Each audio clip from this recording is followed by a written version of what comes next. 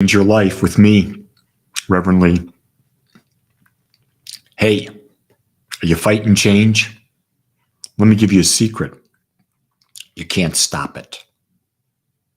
You can't stop it in any way, shape, or form. If you look at your body alone, every day your body changes. No matter what you do, you cannot stop your body from changing. I've tried. I've tried to say, well, I'll do this and the gray will be there. I'll do this, I'll keep the hair. I'll do this and I won't have the wrinkles. Guess what? Your body changes. You have some control over how it changes. Is it a healthy change? Is it an unhealthy change? You have control over that, but you can't stop change. Change is here to remind us that we're not meant to be comfortable for a long period of time, but we're rather meant to grow, to expand, to experience a greater and greater and greater life. And that's what change is about. But when you fight change, you go against the natural rhythm of life. And there's so many people out there, politicians that don't want to change, businesses that don't want to change. Businesses that don't want to change, they die. They disappear. The same thing true with spiritual centers. If you don't change, you're going to die. Why? Because people are changing. Life is changing. What once worked does not work. Everything is constantly evolving. I know since I became a minister 15 years ago, guess what?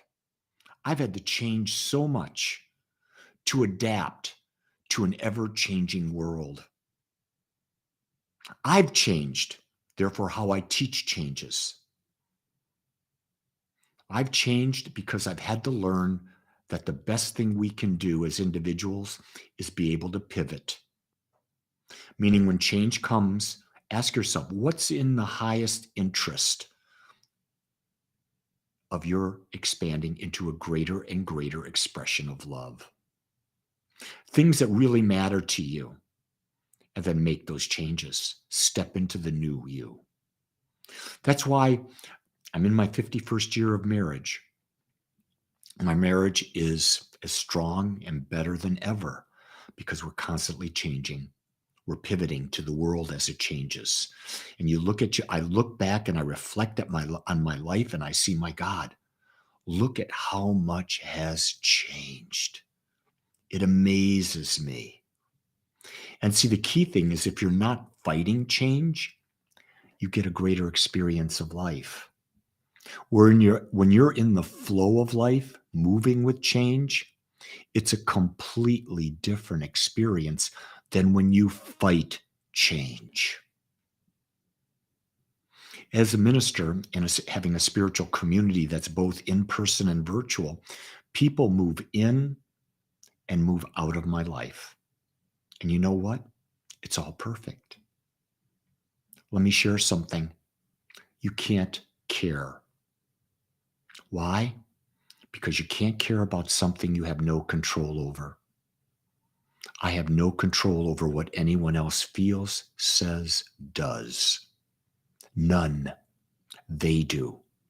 So why would I take anything that someone else does perfectly? It's never about me. It's always about them. How egotistical must I be to think that what someone does is directly attacking on me or it's a reflection on me? No, it's not. It's who that other person is. When you can grasp this concept, oh my God, you've reclaimed your power. You will no longer be a victim. Here's what I also know. When someone leaves your life, someone new comes in. And what normally happens is most people leave your life, for me, I'm going to say this for me. For most people, leave my life because I'm expanding in my awareness. And they're not in a place to be in that frequency with me. And when they leave my life, I attract higher frequency people in. People who I want to have relationships with, people who I desire to have in my life because they support and grow me. They're partners in change. That's what life is about. And when you can find people that you can partner with, that accept you as you are and love and are always supporting your highest evolution and change, you've got something. You've got a special friendship until it changes. And it will change. That's the key. Trying to stay comfortable is a death wish because it's in an impossibility. Unless you become comfortable with changing. That's the key, brothers and sisters. Become comfortable with changing.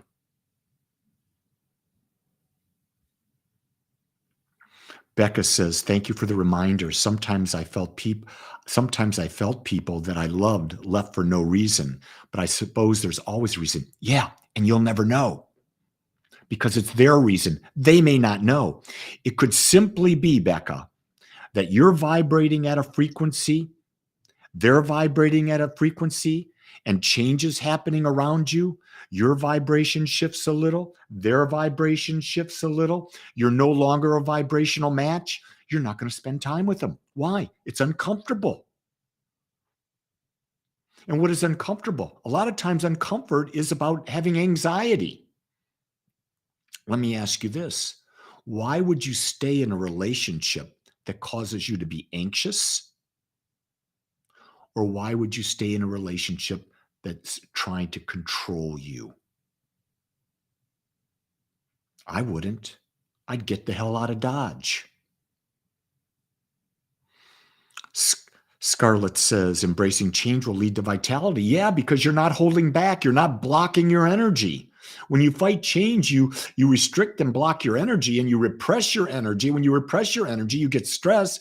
When you get stress, you don't have vitality. You've got dis-ease. Just simply dis-ease. And you've got to understand that. Or not. It's a choice. And you see, you can't judge people where they are. They're where they are because that's where they are, my friends. Love them for where they are. Love means to accept them. That's all. Doesn't mean you have to like them, but you accept them where they are. I know all of my relationships are continuing to change. Some are growing, some are shrinking, some are dissipating. It's all good. It's all perfect. Here's the key to remember. There's never a void in the universe. When something moves out, something moves in. You get to choose, is it greater or lesser? If it's greater, it's expansive. If it's expansive, it's love. If it's contracting, it's judgment. You're going backwards. You're trying to be comfortable. And that ain't going to play out well. With that, my beautiful ones,